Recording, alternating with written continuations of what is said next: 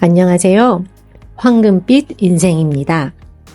오늘은 평생 쌓아 올린 재산과 믿음을 한순간에 위협당했던 한 가족의 사연을 전해드리려 합니다. 사람의 마음은 돈보다 값진 것이지만 때로는 돈 앞에 쉽게 변해버리기도 하죠. 여러분도 함께 생각해 보시길 바랍니다. 서울 강남 한복판, 그 중에서도 강남 3구로 불리는 최고 요지의 한복판에 평당 1억 5천을 훌쩍 넘어서는 땅을 갖고 있고 거기에 버젓이 2채나 되는 건물을 세운 사람들이 있었습니다. 주인공은 다름 아닌 77세의 아들 광훈 씨와 97세의 엄마 김윤미 할머니였습니다. 둘은 평생을 함께 살아온 어머니와 아들이었죠. 두 건물의 시가만 어림잡아 200억 원을 훌쩍 넘었습니다. 여기에 자택 한 채, 수십억에 달하는 현금 자산까지 누구나 부러워할 만한 어마어마한 부를 갖춘 가족이었죠. 게다가 매달 꼬박꼬박 들어오는 건물 월세 수입만으로도 대기업 임원 부럽지 않은 풍족한 생활을 누릴 수 있는 수준이었습니다. 그야말로 돈 걱정, 생활 걱정은 아득히 먼 세상의 이야기 같았죠. 하지만 어느 날부터 이상한 소문이 들리기 시작했습니다. 그 집 요즘 건물 관리 손 놓고 있다던데? 월세가 밀린 세입자도 있는데 건물주 쪽에서 아무 말이 없다더라고요. 연락도 잘 안 된다던데 혹시 큰일 난 거 아니야? 건물관리사무소를 오가는 사람들의 수군거림이 점점 커졌습니다.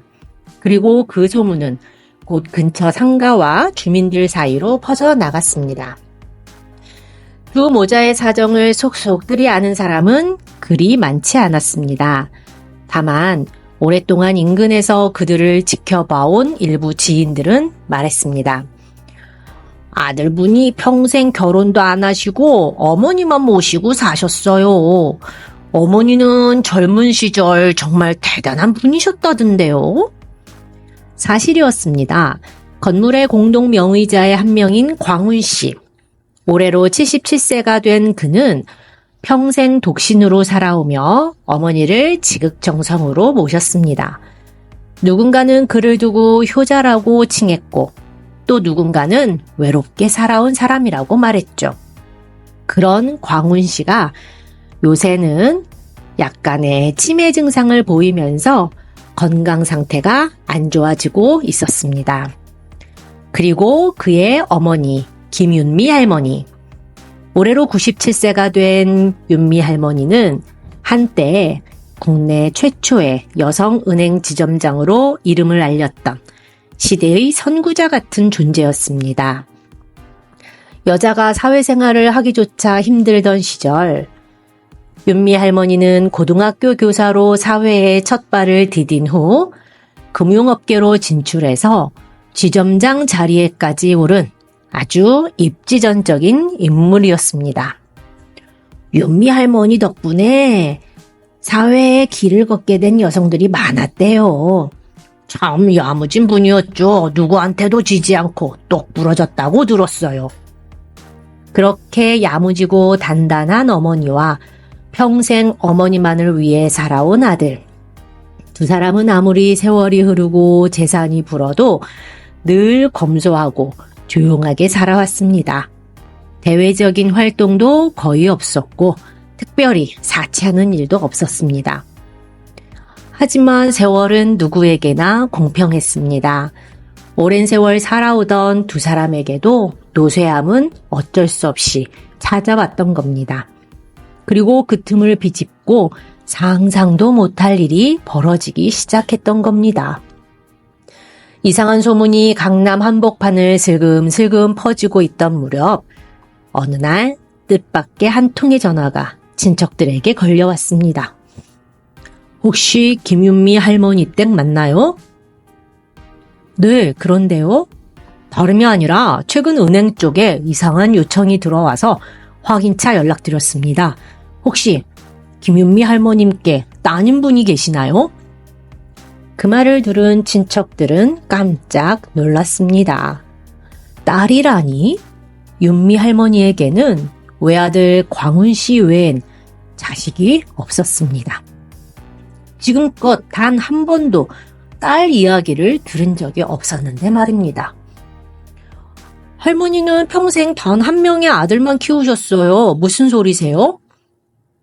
그럼 최근에 수양딸로 입양되셨다는 분 이야기는 못 들으셨어요?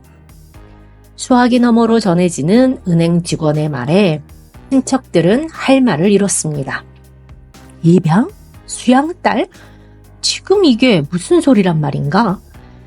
그날 저녁 친척들은 부랴부랴 윤미 할머니 댁으로 향했습니다.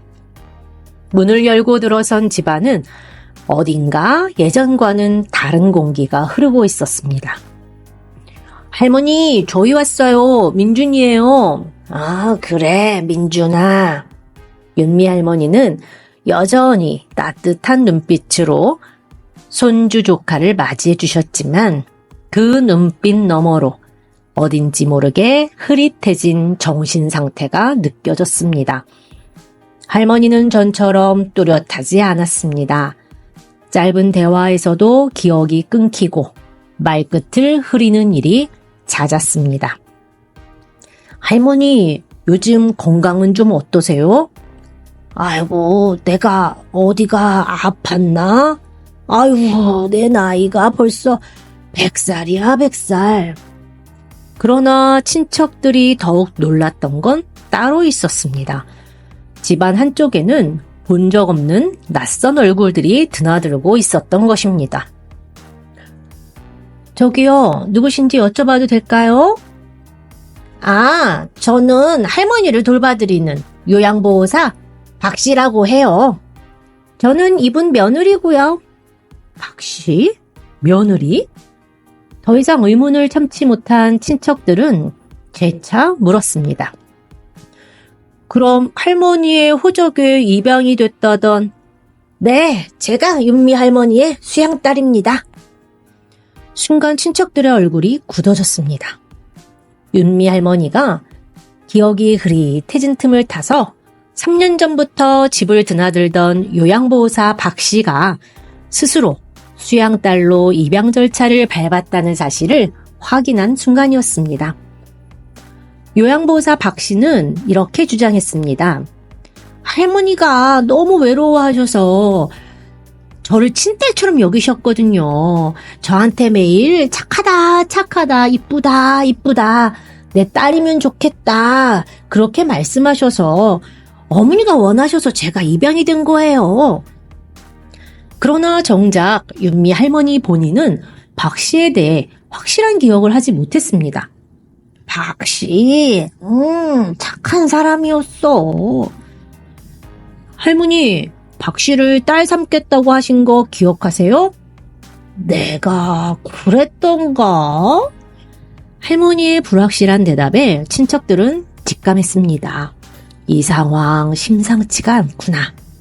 더구나 친척들이 확인한 바로는 할머니와 광훈 씨의 모든 자산 관리, 은행 통장, 부동산 서류, 심지어 할머니의 고가의 귀금속까지 이미 박 씨의 손에 들어간 상황이었습니다.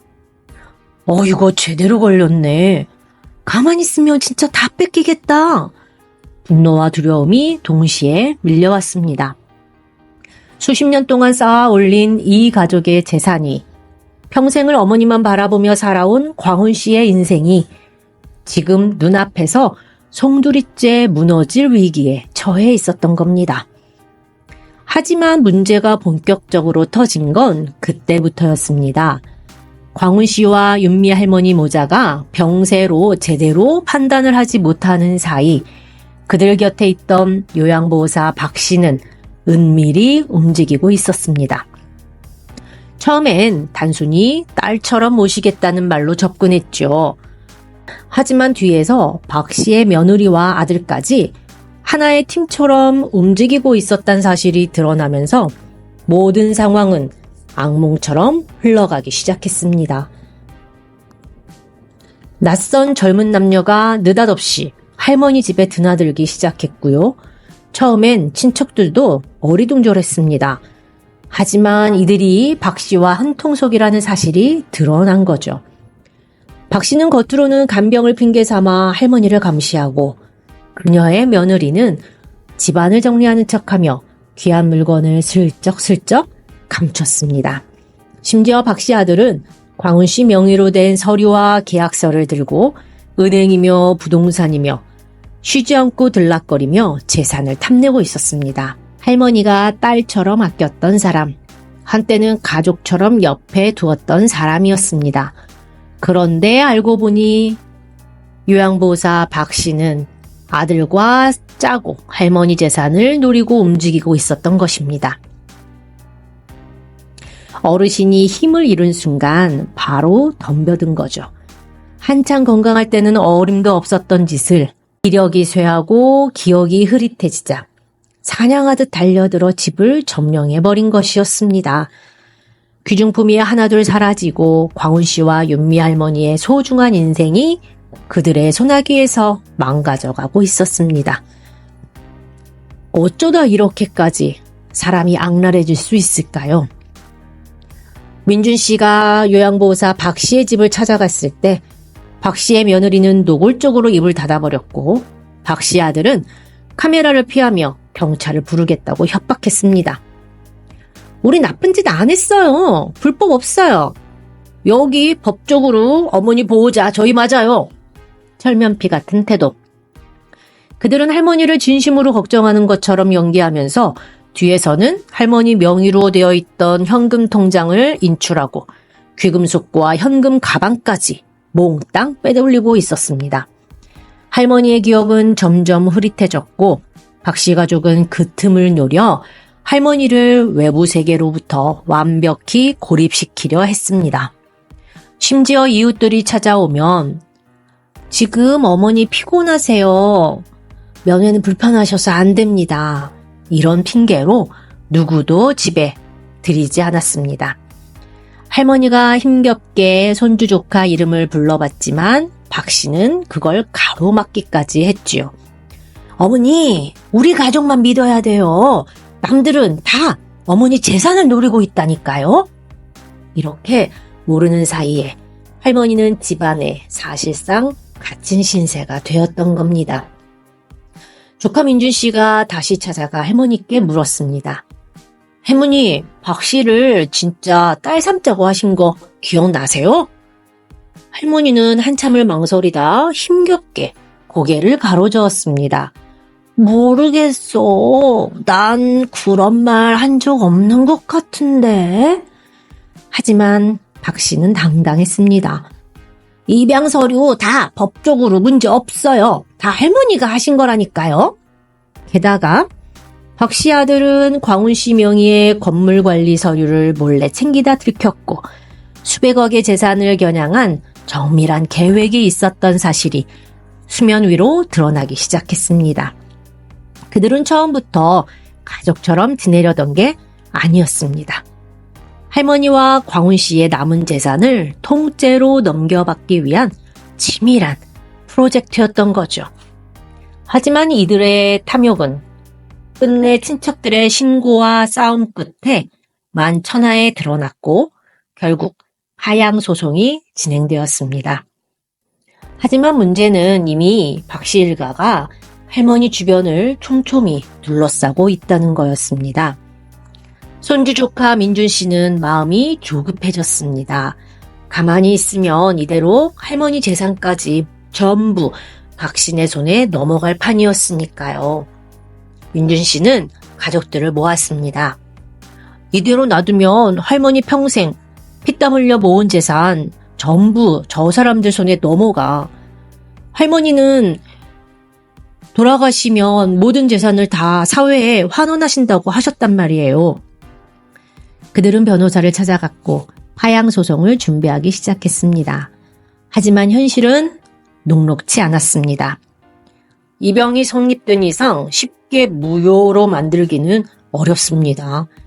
서류상으로는 박 씨가 법적 딸이니까요. 돌아가시면 일단 제일 우선순위가 되는 건 사실입니다.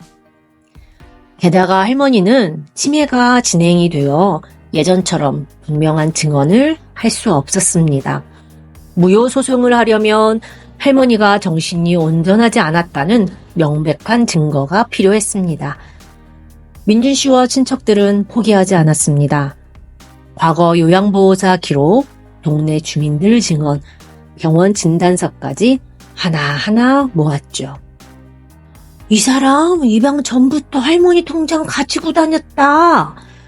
요양사인데 청소도 안 하고 집 냄새가 심했다니까요. 할머니가 늘 우리 민준이를 찾았어요. 딸이라는 말 단 한 번도 들은 적이 없어요. 점점 퍼즐이 맞춰졌습니다. 이건 단순한 가족 간의 오해가 아니었던 거죠. 치밀하게 짜여진 노인 약탈 범죄였던 겁니다. 그러는 사이 박 씨 측은 방어에 나섰습니다. 변호사를 선임하고 자신들이 할머니를 가장 가까이서 보살핀 진짜 가족이라고 주장한 거죠. 게다가 민준 씨 가족을 탐욕스러운 친척들로 몰아가려고 했죠. 돈 보고 찾아온 친척들 아니냐고! 진짜로 어머니를 모신 건 우리라고! 하지만 민준 씨는 흔들리지 않았습니다. 우린 돈 때문이 아니야. 할머니 뜻을 지키려는 거야. 할머니는 예전부터 줄곧 말해왔습니다. 자신이 이룬 재산은 세상에 돌려주고 싶다고. 사회에 기부하고 이름도 남기지 말아달라고. 이전에도 이미 10억이 넘는 돈을 기부하셨던 상태였습니다. 민준 씨는 그 할머니의 진심을 기억하고 있었습니다. 할머니가 살아계실 때 할머니의 뜻을 지켜드리는 거야. 결국 민준 씨는 결단을 내렸습니다. 할머니를 직접 모시고 법원에 가기로. 손이 떨리고 다리가 힘없이 풀리는 할머니를 부축해서 법원으로 모시고 갔고 할머니는 진심을 담은 목소리로 이야기하셨습니다. 나는 내 재산 세상에 다 주려고 했어. 하나님이 나한테 그러셨거든. 다 베풀어라. 그 여자? 아니야. 내 딸 아니야. 나 그건 기억해. 법정은 조용했습니다. 모두 숨을 죽이고 할머니의 말을 들었습니다. 그렇게 긴 싸움 끝에 드디어 재판부는 입양 무효 판결을 내렸습니다. 요양보호사 박 씨의 수양딸 입양은 무효로 한다. 피상속인의 의사 확인이 불명확했고 사기 및 기망의 가능성이 있다. 순간 민준 씨는 울컥 눈물이 터졌습니다. 오래 걸리긴 했지만 그래도 할머니를 지키고 할머니의 뜻을 지켜낼 수 있었다는 안도감에 순간 민준 씨는 울컥 눈물이 터졌습니다. 박 씨 일가는 아무 말 없이 고개를 떨궜습니다. 그들의 야욕은 그렇게 허무하게 무너져 버렸습니다. 그리고 몇 개월 후 할머니는 평온한 모습으로 세상을 떠나셨습니다. 할머니가 돌아가시고 며칠 뒤 할머니의 유언에 따라 모든 재산이 정리됐습니다. 건물 2채와 현금 수십억, 모두 서울 지역의 아동복지시설, 장애인 지원기관, 노인 요양시설 등에 조용히 기부되었습니다. 신문에 이름도 남기지 않았습니다. 이름을 남기면 자랑이 돼. 그건 진짜 베푼 게 아니야. 생전 할머니의 말씀처럼. 할머니가 떠난 후 민준 씨는 한동안 빈집을 지키듯 조용히 할머니 댁에 머물렀습니다. 오래된 가구들, 곳곳에 남아있는 손때 묻은 물건들, 그리고 작은 탁자 위에 놓인 빛바랜 사진 한 장. 사진 속 젊은 윤미 할머니는 꼿꼿한 자세로 서서 환하게 웃고 있었습니다. 그 곁에는 어린 광훈 씨도 웃고 서 있었죠. 가난했지만 마음만은 풍족했었던 시절의 기록입니다. 민준 씨는 혼자 중얼거렸습니다. 할머니 정말 고생 많으셨어요.